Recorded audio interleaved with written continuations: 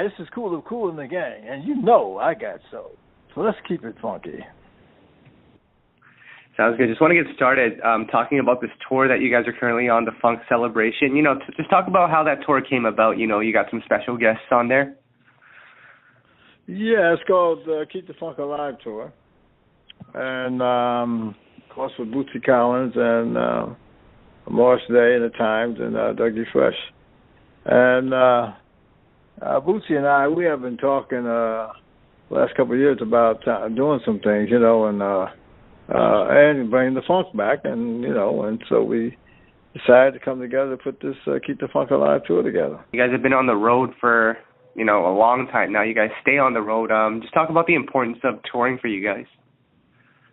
Well, touring is important, you know.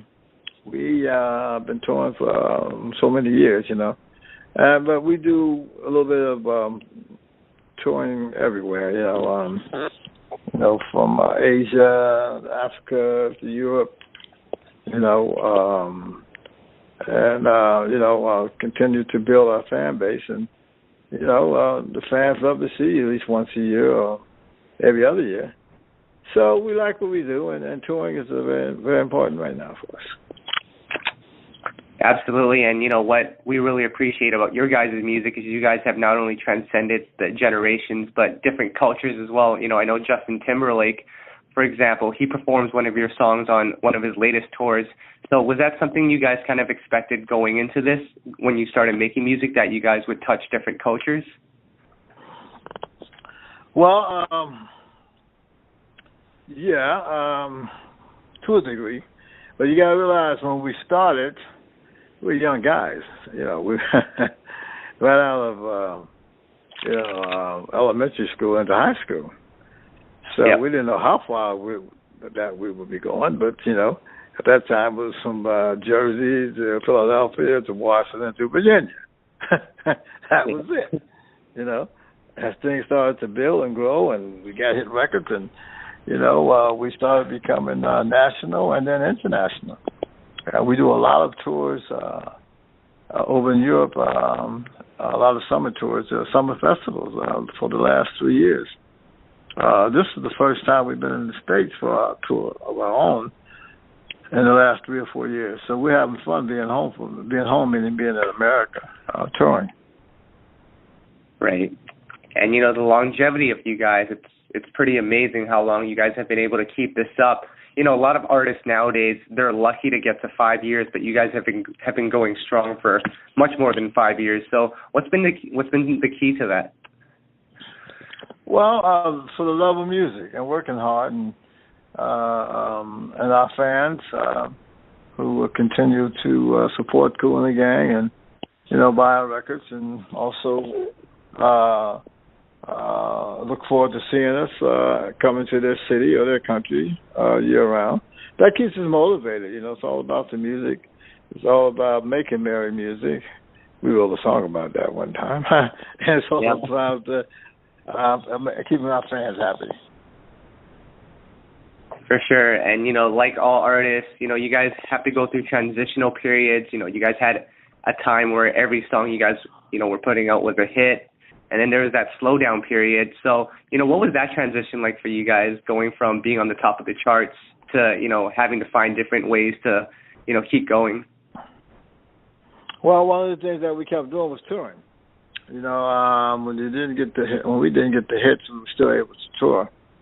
You know, and try to come up with new music because it's an up and down business. It's not always that you're gonna be rolling like that, and so.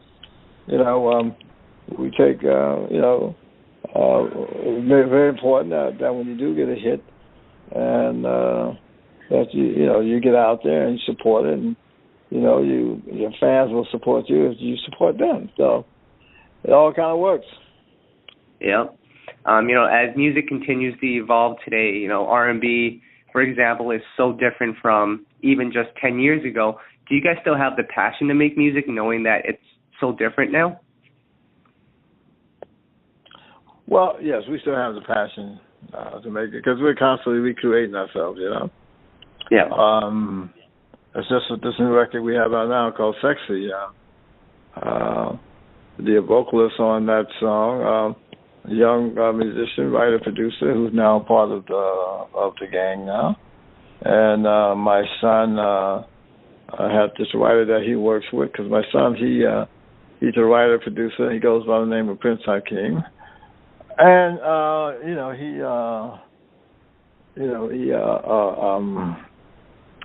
have writers who write with him, and one of his writers sent us that track, the music part of the track, and then my brother and a young gentleman by the name of Walter Anderson came up with the idea for the hook and the lyrics, and it all came together. Now, looks like we might have another one with Sexy. Nice. Now, does the process, for creating a song change for you over the times, or has it just been consistent throughout, the beginnings up until now? Yes and no. I mean, we still work, and we still get gigs. The profit is fluctuate. It's always in this business. You get a big hit record, the numbers change. But we've been able to be consistent because we built such a market around ourselves, around the world, I should say, for so many years. So we're still here and thankful for that. Yeah, for sure. And of course, you guys have so many classics under your belt, some that have, transitioned over to today's hip hop and R&B. How do you feel about, your records being sampled? Because obviously that happens a lot. Well, we don't have a problem with that. Most of the time, when someone samples our record, they get the clearance from our publisher. And, if it's a hit, then we all make money. Right. Is there a song that has sampled you guys that you guys really like, that stood out to you guys? Well, I like what Will Smith did and Fresh Prince with Summer Madness, that song Summertime. Yep. It became a very big record for Will. I mean, Summer Madness was a big record for us as well, That was a great combination. And then you had P. Diddy at the time, we called him Puffy at the time, and he took Hollywood Swinging, and he sampled that, and they came up with the song with Mace. He called Bad Bad Boy. That did quite well. And then there's other different artists who take a little bit of that, a little bit of this, a little bit of that, from Madonna to Janet Jackson, et cetera, et cetera. Right.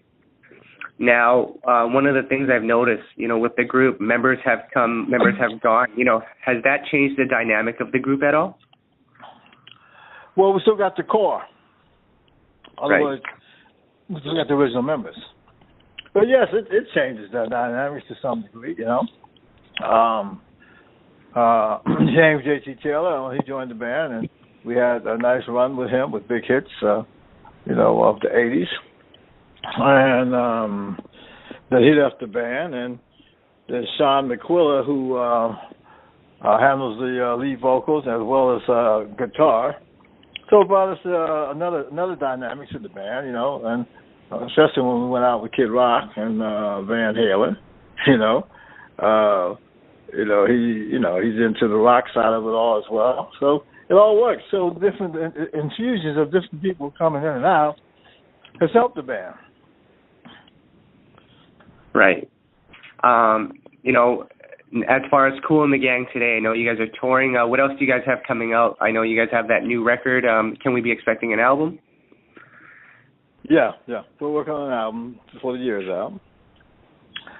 The working title right now is called Legacy. We're also working on a book.